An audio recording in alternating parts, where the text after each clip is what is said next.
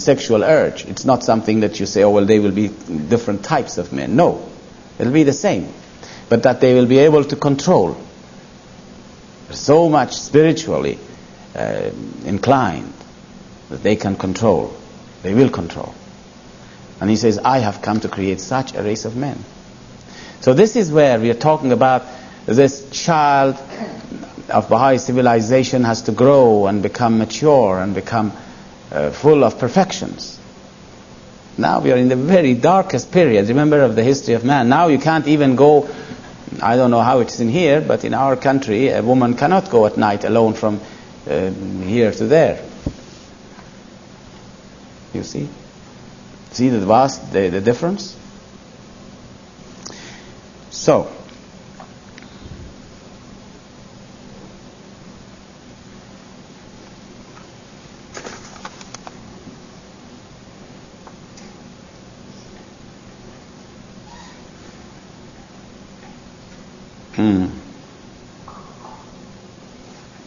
there is another question about the hidden words, and again I would advise you to read it yourself and find out.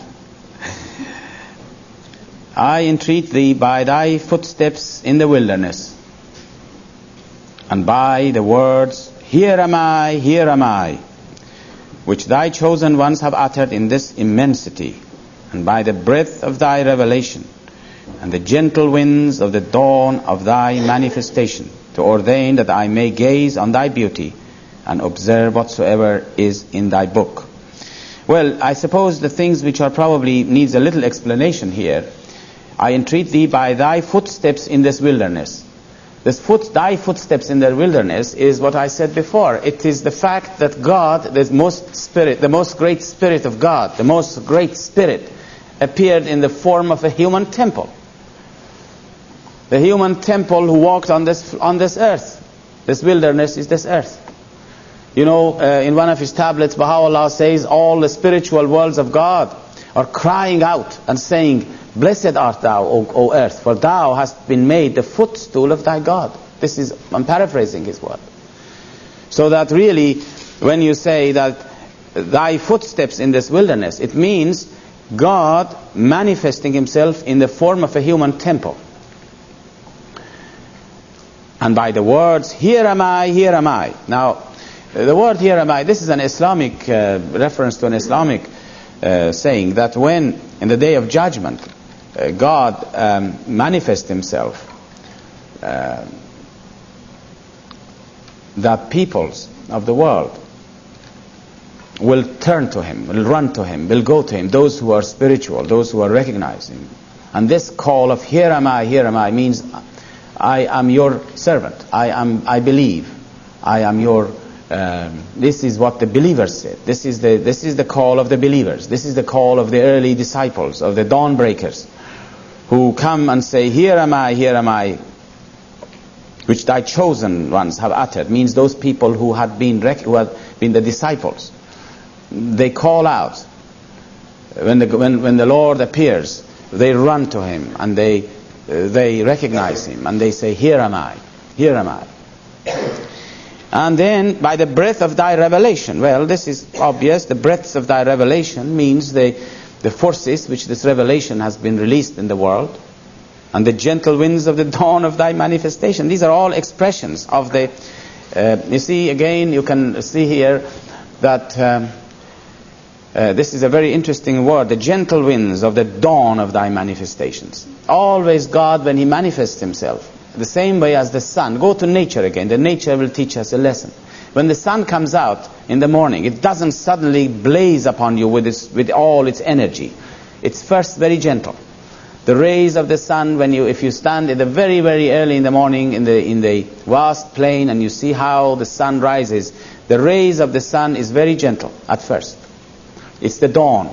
It's the beginning. It's the early days. And as the sun rises, the energies become more and more evident. And this is exactly the same thing as revelations of God. When Baha'u'llah appeared, the gentle winds of the dawn of his revelation were really obvious. They were gentle. This was a time that Baha'u'llah was in, for instance, the mountains of Kurdistan. Those beautiful some of the beautiful writings he has left behind, although I mentioned the other day that most of his words were not recorded. Some of those beautiful words, you know that prayer you have, which is translated into English, create in me a pure heart, oh my God. This is, for instance, revealed in the mountains of Sulaimania, in the mountains of Kurdistan. Or the other one that I don't know the English of it was revealed there as well. That's a good way of saying it, isn't it? There are several of them. Create in me a pure heart, isn't it what I said? Yes, this is one of them. And there is another one which is a very favorite prayer of mine, but I don't know which it is in English. From the sweet scented streams of thine eternity. You know, these are the gentle breezes of the revelation of Baha'u'llah. And when you come further and further into the revelations later on, as the sun rises, you come across those passages when Baha'u'llah identifies himself with Godhead. I am God, you know. The revelation takes its shape of power and authority. This is the face of your Lord. You see? So that here we come to probably when you look now when you read it, maybe it will be of some help. And I think this would be sufficient really. I'll see you.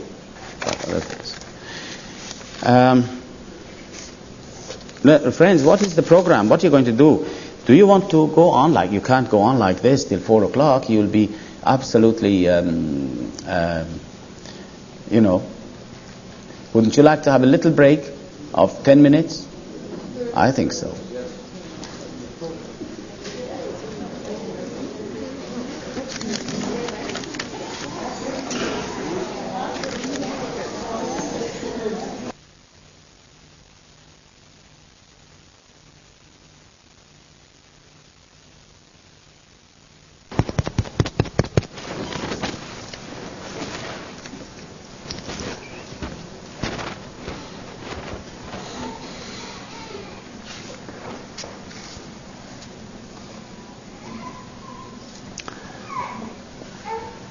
Well, friends, I always, when it comes to the last session, I feel very sad.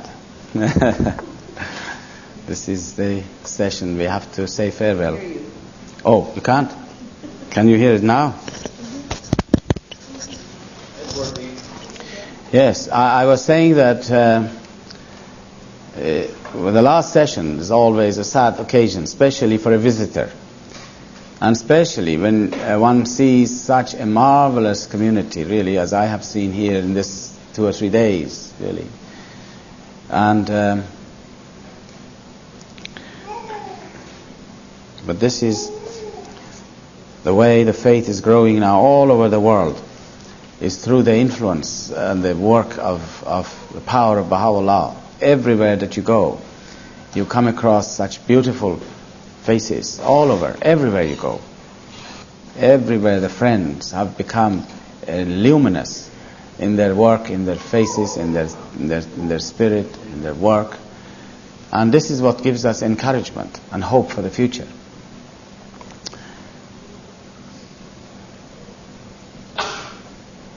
I don't know what to say, because there are questions and the time is very short, but there's only 1 or 2 questions that probably I will deal with it.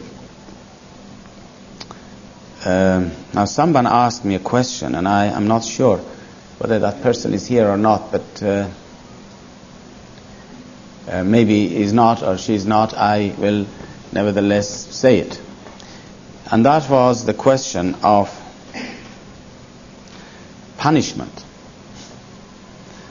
I wanted to know what punishment, whether it's good or bad, when you do something wrong. Should we punish a person who does something wrong?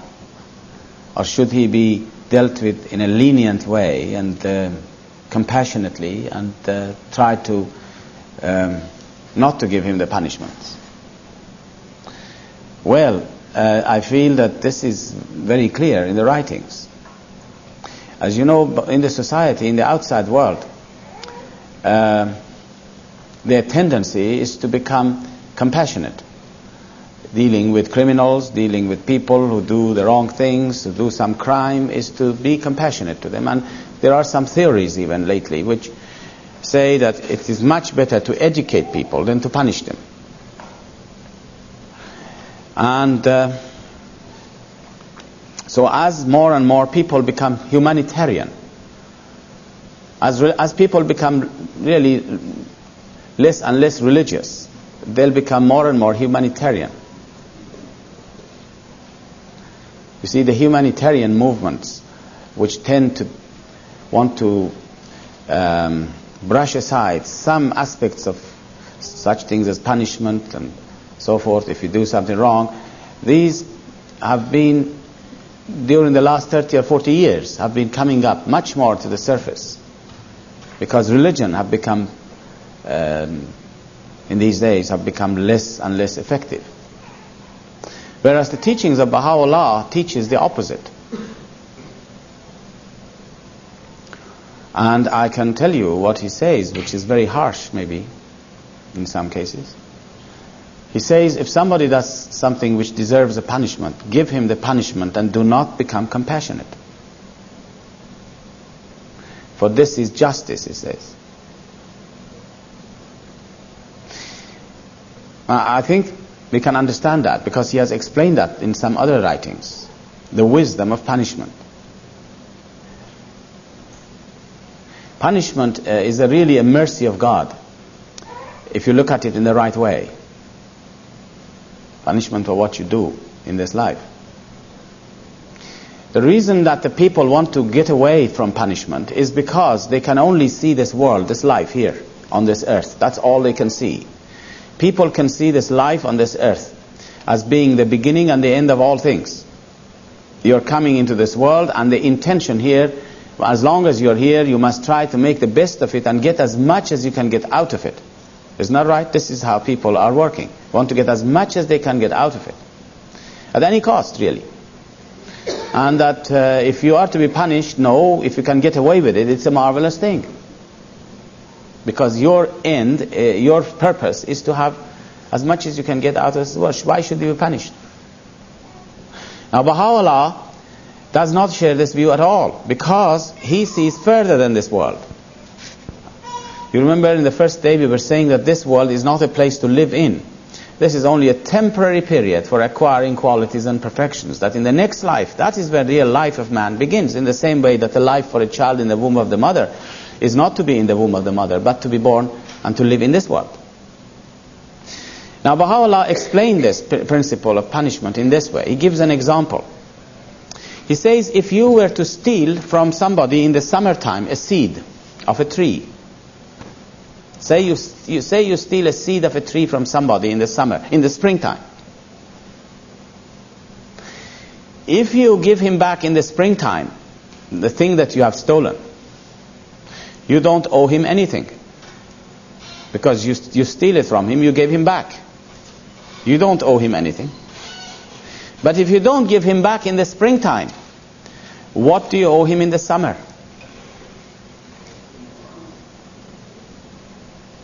You owe him a tree, not a little seed, but a tree and the fruits and all the rest of it. You see now the very great wisdom in here? In other words, if I do something wrong in here, if I pay for it here, in this life, my burden in the next world is not much. I don't owe anything to anybody. But if I don't pay it here, how much do I have to pay it in the next life for what I have done and I have not paid for it here? You see now, can you see the wisdom here of punishment? Of how it is a mercy of God, in fact, that in this life, if you pay for it, it is light. But who knows how much you have to pay for it in the next life. You for instance, kill somebody here. Well, this is a terrific crime, taken someone's life. How much is it worth in the next life, do you think? How much do I have to pay for it in the next life? Cannot be estimated. So that This is why Baha'u'llah says that all his commandments are a mercy to him. Mercy to man. All the commandments of God, if you look at it, there is a wisdom, there is an understanding. And how much the world is unaware of these spiritual realities, spiritual truths. Well, now, there is one question which has come in here, and it's the last one, and then I will want to really say very little. Then after that, you must have been tired and exhausted of hearing me all the time. Pardon? Is justice and punishment to be used on an individual basis? No. Oh no. We are talking of institutions. Institutions of humankind. And this, of course, as far as the Baha'is are concerned, the law of Baha'u'llah, the laws that he has brought, these laws are for future of mankind, not for the present society. The present society cannot implement the laws of Baha'u'llah in fullness at all. Until a Baha'i government comes into being, you cannot implement the laws of Baha'u'llah. And it is then the institutions which must, the institutions of government which must then apply the law. There is a question here about the equality of men and women, and that how it is that women are not members of the House of Justice. Well, now, I'll briefly deal with it. You know, Abdul Baha has answered this. He says in the future you will know the answer, the reason for it. Now, the future, when the future is, I don't know. Some people think they can know it now. Now, it's up to you to think about it. Some people think, no, they have to wait. I tell you someone who told me he knew it now, and that was a woman.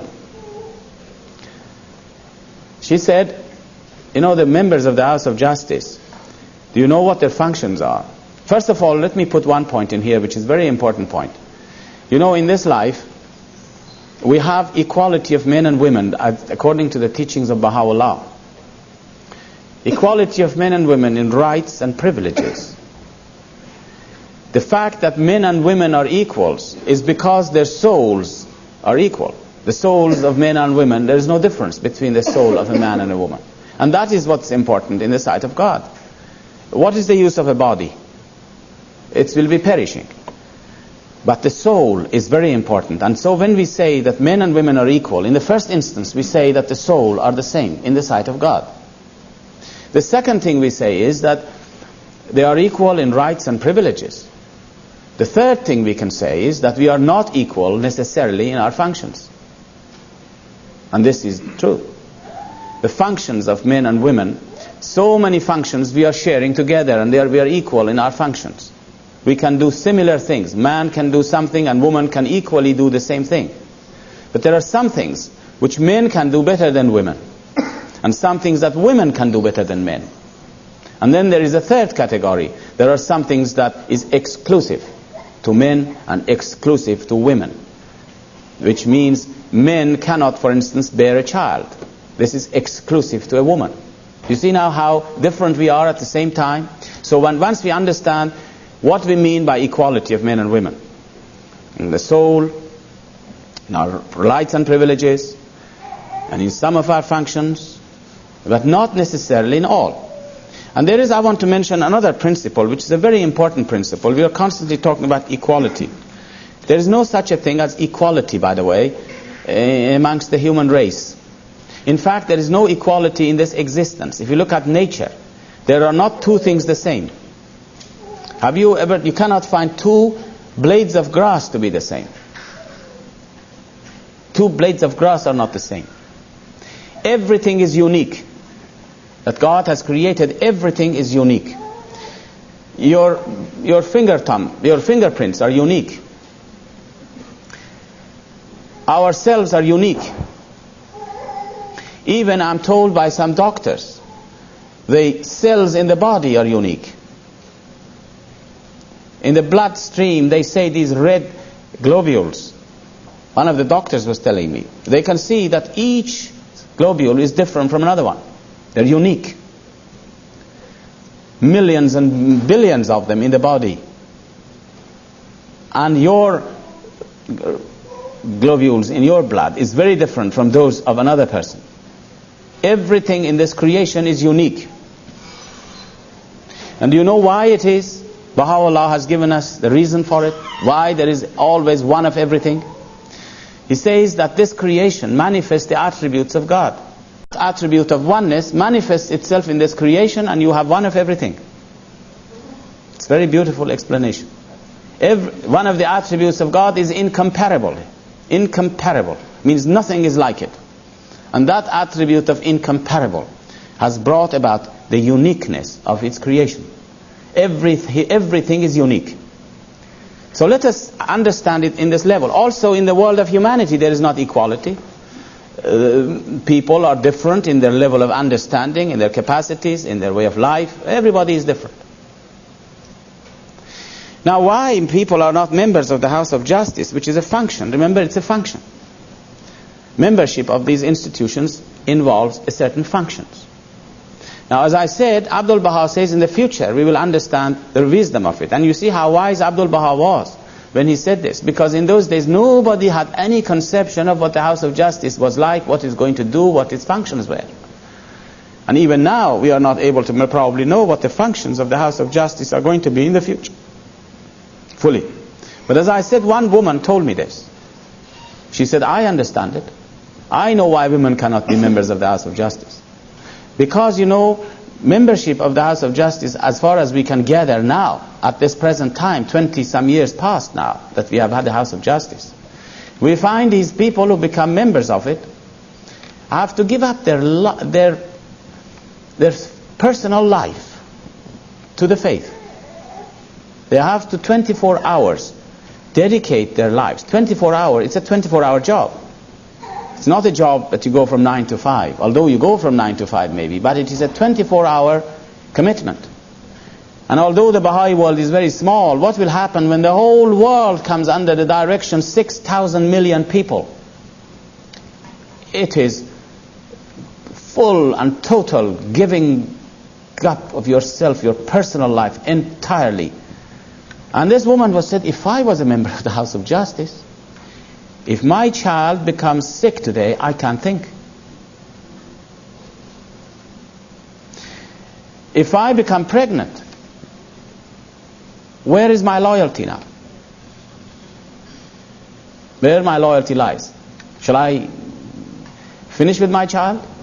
Or shall I be a member of the House of Justice? Because you cannot be a member of an office. It's not just being like a member of an assembly or a national assembly, you are there or not, it doesn't matter. It's a complete giving yourself to the institutions. Well, this was this woman's view, which I just wanted to tell you what she said to me.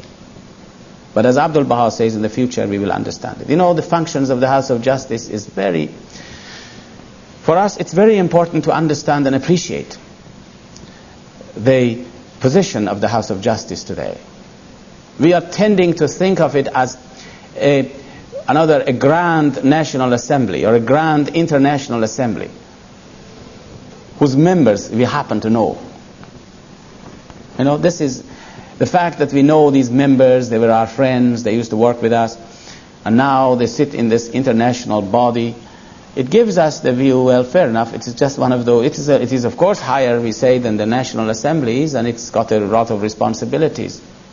But really and truly, I wonder, well, I have had the honor and the privilege to be in the presence of the House of Justice. I can tell you what it is like, the very room in which they consult and when they meet as a national assembly, as a universal House of Justice. You know, you meet the members outside the room, you meet the members here and there, they are your friends, you talk to them, they are very humble people, but that is not the point. They have no rights or privileges, as you know. There is no station for them. There is no station for them, really. They have no station in that sense of being anything other than an individual Baha'i. You see, they are an individual Baha'i. The hands of the cause of God have a status in that sense that Shoghi Effendi mentions. In this faith we have various forms of governments incorporated in the faith.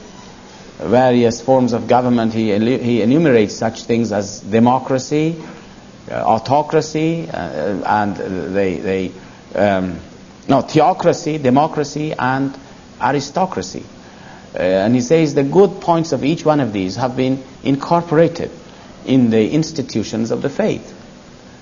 Well, the hands of the cause, you might say, is like the aristocracy we have, but they have no authority, remember. This is one of the things we must remember. They have no authority. The authority lies with the national assemblies and the local assemblies and the House of Justice. But what I was saying to you is that really we are inclined to think that the House of Justice is just an international body of 9 people we meet. But do you know, when you go and you sit in that meeting of the House of Justice, which meets as the House of Justice, it is a tremendous, tremendous power you can feel. And it's up to you. It's all up to the individual who goes there. It's the same way that it was entirely up to the individual who saw Baha'u'llah. How he felt was entirely up to him. How much you receive it. But all I can say, my impression was very clearly, there is the presence of Baha'u'llah. Definitely there is the presence of Baha'u'llah. You cannot and you do not look upon the members and they are all right, they are sitting there. But the presence of Baha'u'llah is in that gathering. And it is that gathering, and it is that institution which is assisted today by all the powers of earth and heaven to rule over mankind. To rule over mankind. And it shall rule over mankind. And a time will come that the kings and rulers of the world will go there and pay homage to the House of Justice. Already we are told by Shoghi Effendi that this thing will come in its own time.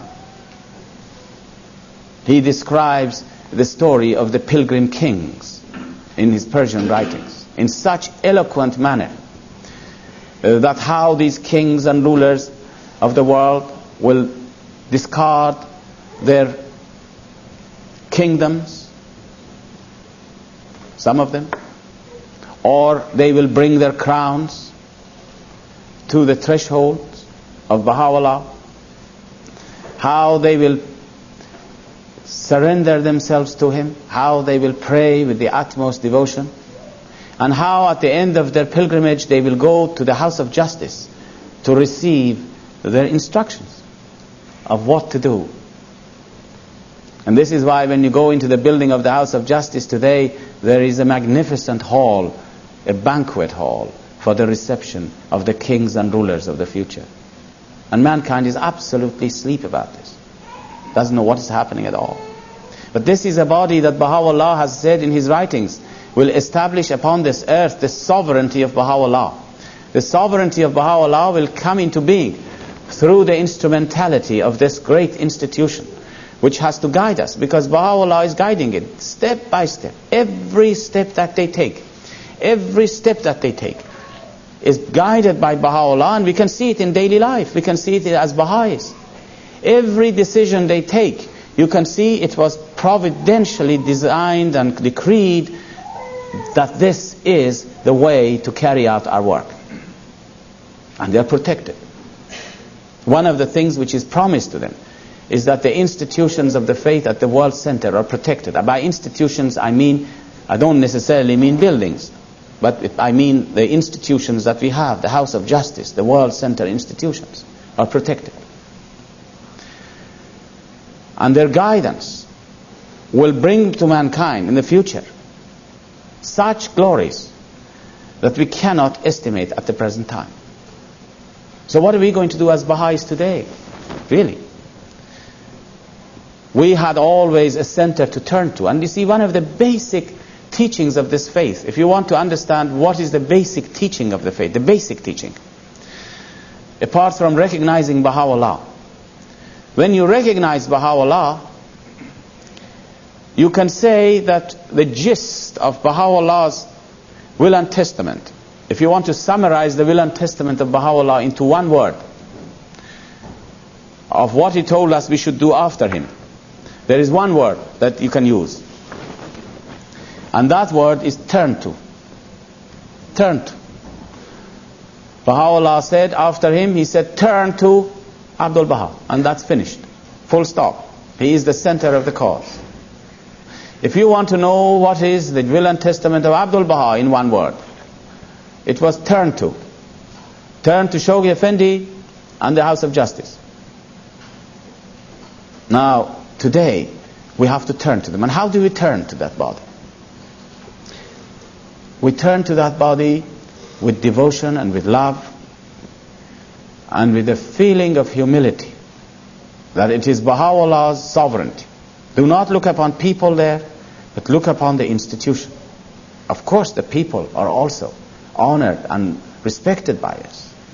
We venerate them, we respect them, because they are sitting on that supreme institutions of the faith. Whoever it is, Baha'u'llah says, I will guide them. Whoever it is. You elect 9 people. And whoever they are, Baha'u'llah says, I will guide them. Now this guidance which comes to the House of Justice is not a guidance which comes in a form, now here it is, it just comes down and sits on the table for them. But whatever happens, they discuss matters, they investigate matters, and the guidance comes when the decision is made. Once they decide, they know it is the right decision. Who is in the world today? Which one of the councils of the world, whether it be religious or political, which councils in the world can claim that their members go into consultation together and they come out and they say, we have made the right decisions, and be sure that they have made the right decisions? Who is there who can say that? But the members of the House of Justice can do that. They go into this chamber, they discuss things, they come out and they know they have made the right decisions. The decision is right. And we have seen miracles. If you really look at what they have done, you can see miracles. Every direction that they have given to the Baha'i world has been instrumental in promoting the faith in miraculous ways. There are many, many stories that we can talk about it, which really astonish some of the believers to see how the House of Justice, in visible terms, is guided by Baha'u'llah. So that we Baha'is of this generation, who have not got one center of the cause like Shoghi Effendi or like Abdul Baha, although we must read their writings. Now, I'm not saying that. We must turn to their writings. We must all turn to the writings of Shoghi Effendi and Baha'u'llah and Abdul Baha. But we have a visible center to which we turn to. And if we carry out the guidance of the House of Justice, which is the guidance of Baha'u'llah, if Baha'u'llah was living today amongst us, he would have said the same things that the House of Justice are telling us today. If we carry out these guidances as coming from Baha'u'llah, then all kinds of things will happen, not only in our personal lives, but also in our institutions. And the faith will grow, and great numbers will come into the faith. This is, I feel, a very important thing. And I wanted to mention that we should, in fact, at the end of this meeting, we should perhaps say a prayer and turn our thoughts to that body, so that we may become guided by their love and their prayers. And often, Baha'is who gather together, I don't know what's the custom in here, but whenever Baha'is get together in Europe, some of them who really are spiritually minded, communities which are very much working on spiritual levels, every time they get together, they pray for the house, and they send messages to the house from that gathering and beg for prayers for themselves. And I think this begging of prayers from the house is a marvelous idea. This is something that I feel that our communication must be a communication not only to pray for them, but to beg for prayers, every great undertaking that you do. And I hope that this gathering in here that we have had for the last 3 days will not be a gathering which we begin with words and end with words. I hope that what we have been saying and will become some use to the friends. And I hope that the suggestion that I made to forget all the things that I have said and to remember those points, by which time maybe you have forgotten all those points by now, we should really try to think about it and to give 1 or 2 hours a day, every person, no matter who we are, to Baha'u'llah for teaching the faith personally, on a personal level. If we do that on a universal scale and religiously give 1 or 2 hours a day in discipline ourselves, and also read the writings in the morning and in the evening, in the same way that I told you the story of this Irish girl in Paris, of how she would do it. This way we can then bring great victories to the cause of God. And then really we must thank Baha'u'llah. I think we can't do anything else but to thank him all the time, that he has brought us together in a unity and love. And this love and this unity that we feel in our hearts is not because of ourselves.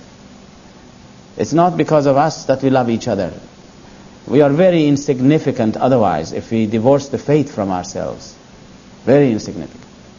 All that is there, and this beautiful spirit that is generated when we meet together, is because of the love of Baha'u'llah, because of his spirit which comes through us.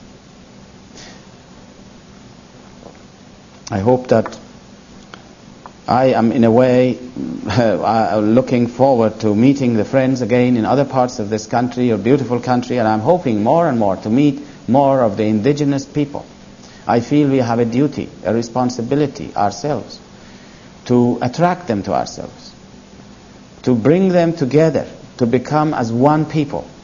And not until, this is a challenge I think to the Baha'i community here, not until the believers here, the Baha'is who are here, can in their heart of hearts unite themselves with the indigenous people of the Baha'is and really bring them together, be together and work together, can the faith grow. I remember some years ago we had, I'm not saying that these things happen in here because I don't know anything about it really, but I know some years ago we had what they call it a breakthrough in Scotland, bringing a good number of people. There again I mentioned there is a class distinction, very, very clear class distinction in England. In here you have race distinction, race class, races. Over there it is the prejudice of class. And I remember one particular group of people came into the faith who were belonging to the working class. And then we had the middle-aged Baha'i, middle class people who were Baha'is previous to that. They never were united. It was a lip service unity, which both sides felt, or at least the others felt. And then the whole thing was disintegrated. The whole thing collapsed. The faith did not go forward. And I think not until this unity is real, that we love to embrace them and involve them in our works, in all the spheres of our activities, can a multiracial community such as this grow. And maybe, I shouldn't say this because I'm not familiar at all with what you do, and I know how much your NSA and your institutions are really devoted to the cause and how much they're working. And we must also pray for our institutions. We must pray for the National Assembly. We must rally around that institution. We must rally around that institution. And with our hearts pray for them.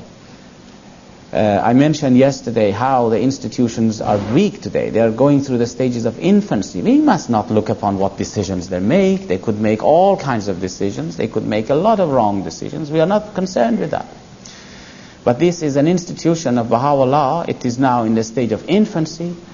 It has the life, it has the spirit, and it has the promise of the future, that in the future the institutions will become so capable of not making mistakes. We must not look into these things, but rather to rally around the institutions of the faith and cherish them and love them, and then the things will grow.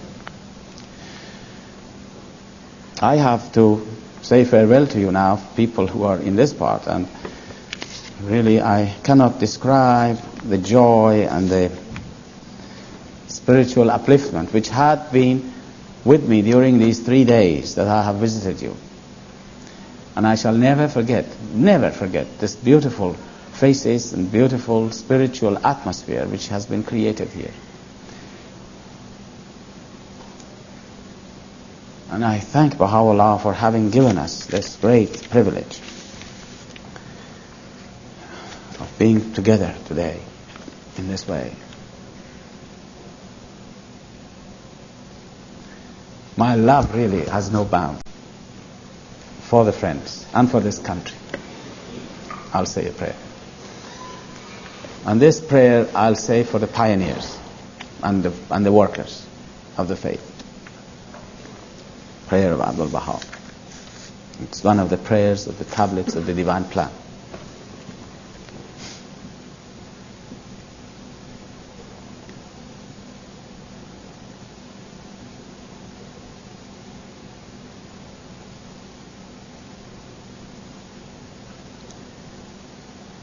والله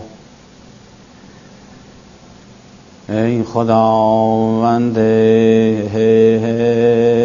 بی همتا،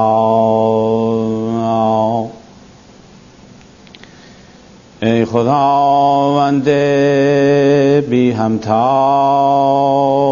ای رب الملکوت،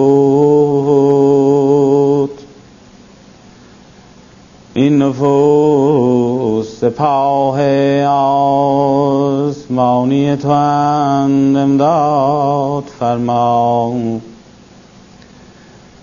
و به جنود ملأ اعلی نصرت کن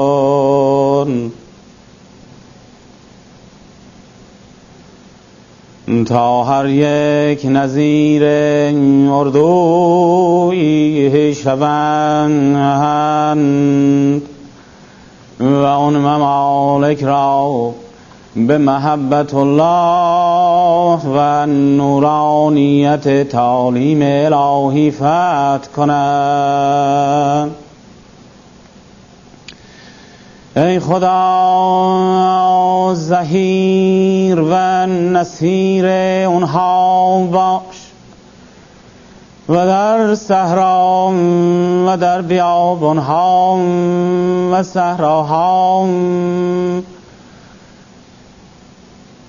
و در کوهها و صحراها مونس اونها باش